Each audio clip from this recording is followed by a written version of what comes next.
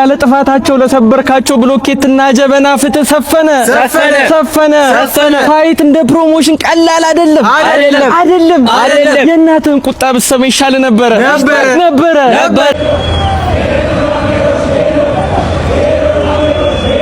ለዚህ ሲጀመር ጃኒ ልክ ነበረች። በግነ ሴዶ አህያ ነው አይችልም። አትጫወትስ ቢቀርብስ ለምግብ ብቻ የተፈጠርክ ሆዳም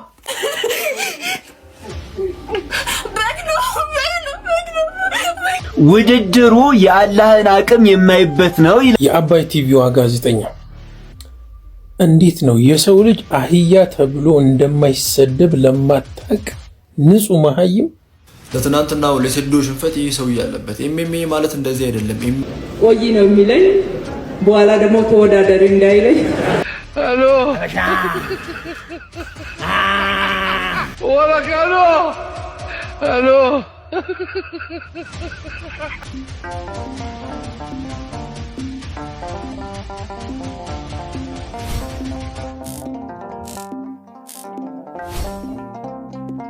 በብዙዎች ዘንድ ተወዳጇ ቲክቶከር ጃኒ እስር ቤት ልትገባ ትችላለች ተባለ። በኢቲኤፍሲ መድረክ ላይ የተናገረችው ንግግር ትልቅ ጣጣ ውስጥ እንደከተታት ነው የተገለጸው። በዚህም እስከ 3 ወራት ድረስ ሊያስቀጣት ይችላል የተባለው የህግ ባለሙያ ጠበቃ ሰብለ አሰፋ ጉዳዩን እንዲህ ሲሉ ማብራርተውታል። ጃኒ በቴዶ ላይ እንደ አህያ ነው የሚራገጠው ማለቷ በህግ ፊት 2 ቦታ ይከፈላል። አንደኛው የውድድር ስልቱን ለመተቸት ከሆነ እንደ ስድብ ላይ ይቆጠር ይችላል። ሁለተኛው ግን ግለሰቡን ለማዋረድ አህያ የሚለውን ቃል ተጠቅማ ከሆነ በወንጀል ህግ አንቀጽ 615 መሰረት እስከ 3 ወር እስራት ሊያስቀጣትም ይችላል። በተጨማሪም እንደ አባይ ቲቪ ያሉ ሚዲያዎች እንዲህ ያለውን ንግግር በቀጥታ ማስተላለፋቸው ከጋዜጠኝነት ስነ ምግባር ውጪ ነው ተብለዋል። ታዋቂነት በጨመረ ቁጥርም ምላስን መግራት ግድ ነው ተብለዋል። እናንተስ ምን ትላላችሁ? ጃኒ ተሳሳለች ወይስ ደግሞ የጨዋታው ትችት ነው? ኮመንት ላይ ተወያዩበት። አዲስ ከሆናችሁ ደግሞ ፎሎ ማድረግ እንዳይዘነጋ።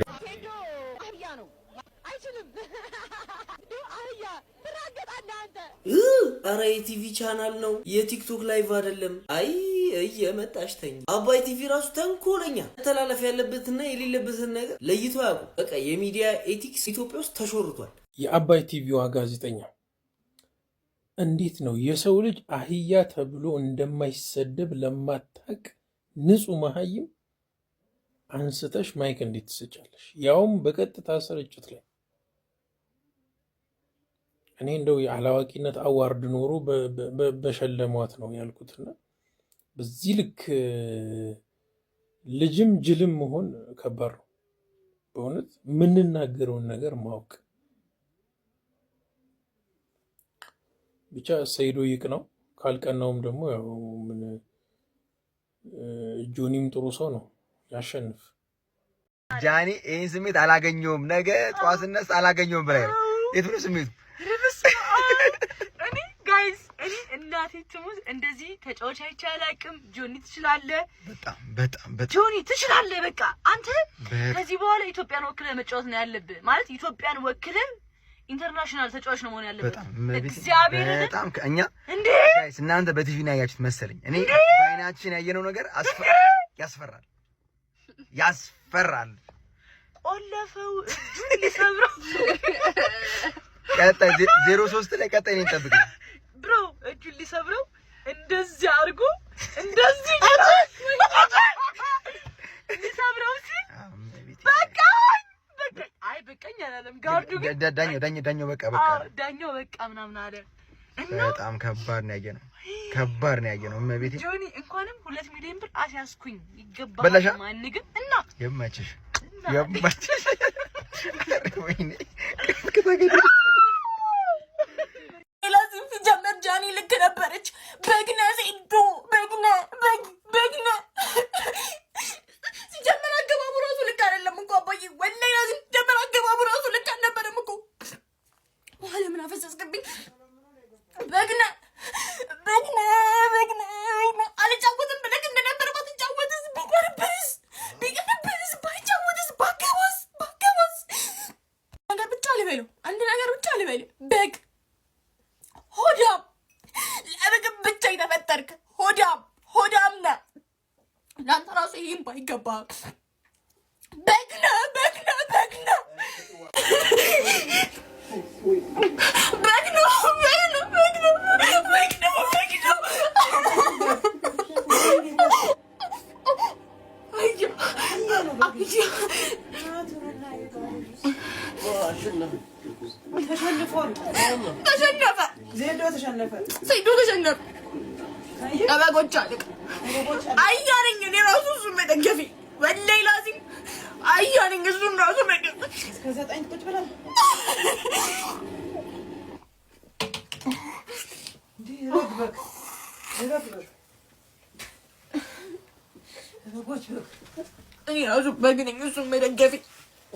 ጃኒ ሲጀምር ጃኒ ልክ ነች። ወላሂ ላዚም አያኑ ሰጠኝ ልክ ነች።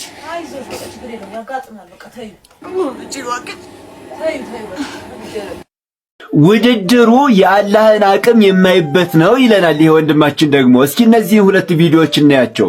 እኔ ወላሂ ላዚም ነው የምላችሁ በጆኒ ጁጁሱ ሰይዶ ማርሻል ከተሸነፈ ወላሂ ላዚም ሃይማኖቴን እቀይራለሁ። እኔ የአላህን አቅም የማይበት የማቅበት ውድድር ነው ይሄ ወላሂ ላዚም እኔ ማለት ነው። ይሄን ውድድር እምነት በሌለው ሃይማኖት በሌለው ሰው ሰይዶ ማርሻል ከተሸነፈ ይሄ ወላሂ ላዚም እኔ ሃይማኖቴን እቀይራለሁ።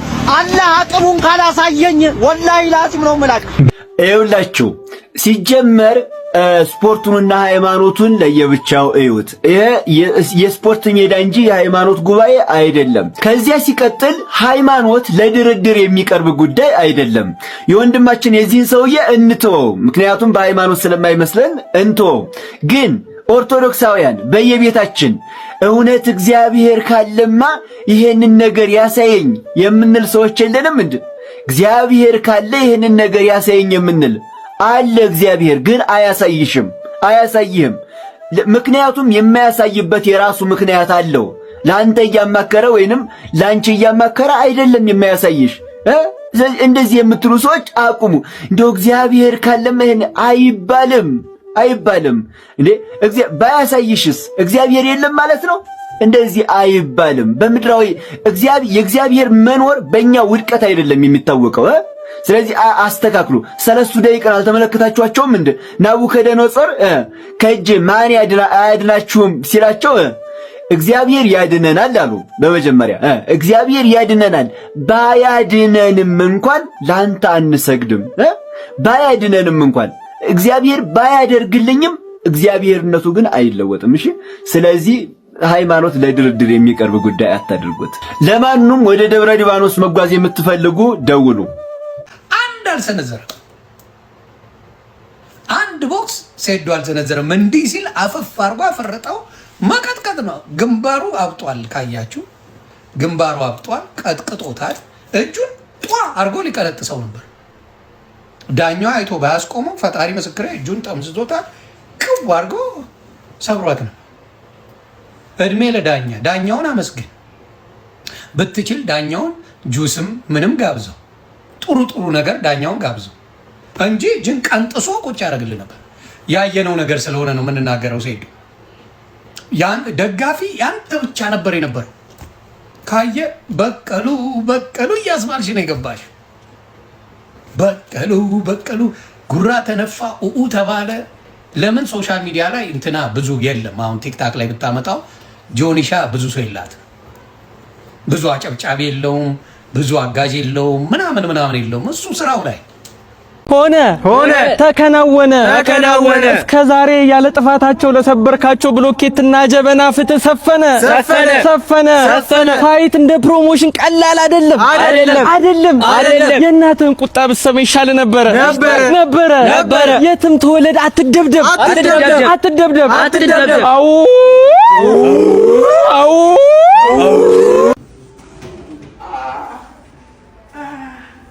በቀሉ የኔ እጅ ልሰብር ሲያምር ይቅር። የኔ እጅ አይደለም አንተ ማንም ኖበዲ እዚህ ዓለም ላይ እኔ ነኝ ያለ ጀግና የጁጁሱን አንተ 5 ዓመት ሰርተህ የኔ እጅ ምንም ማድረግ አልቻልክም አይደል?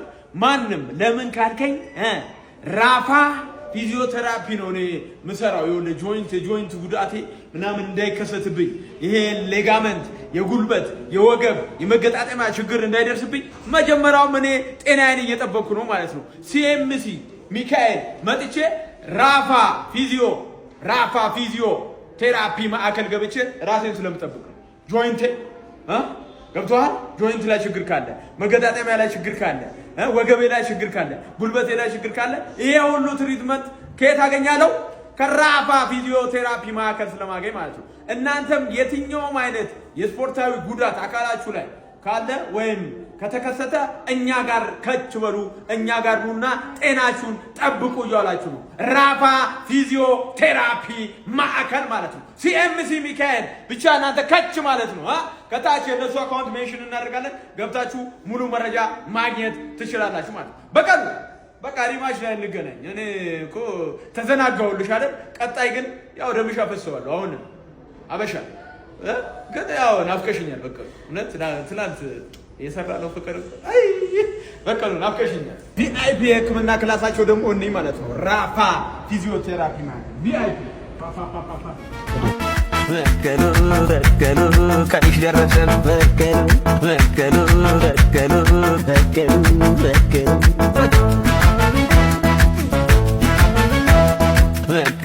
በከሉ ቀንሽ ደረሰ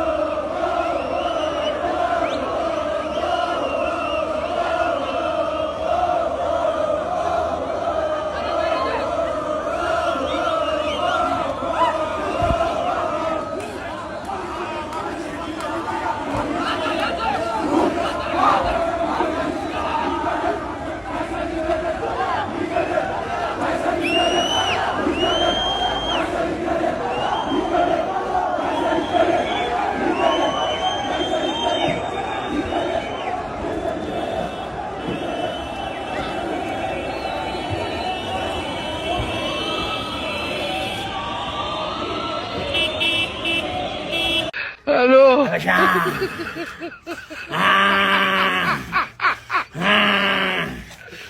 Hola, Carlos. Hello.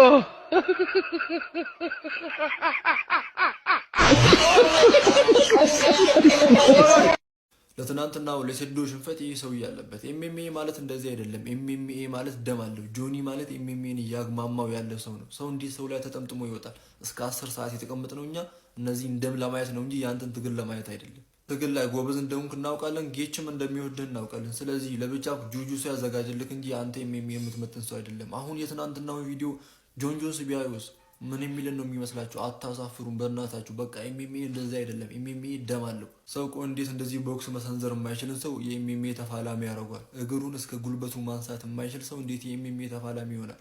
በጁጁሱ ጨርሰው ልትወጣ ይሁት። እስኪ አሁንም ደግሞ ኩዌሽን ሁዝ ኔክስት መስፍን ብሩ አይጫወትም። አናይም። ቢጫወት ራሱ አናይም። ምክንያቱም ለምን ትግል እንደ እባብ እንዲህ መሬት ለመሬት እንትን ስትል ለማየት ነው እስከ 10 ሰዓት የምንቀመጠው። አንተም በሙዋይታይ እንኳን እነሴዶ ዛራ ታሸንፋለች። ምንም በቃ ይቀራል። ጁጁሱ ላይ ብቻ በርታ። ለብቻው ጁጁሱ ይዘጋጅለት እንጂ አንተ ኤምኤምኤን በምንም ታምራት መጥንም። ኤምኤምኤ በቃ ከአንተ በላይ ነው። ኤምኤምኤ ለነሴዶ ለነንቃተ ለነ ኢድሪስ ነው የተዘጋጀው። አንተ ገና ጁጁሱ ላይ ነህ። ጁጁሳ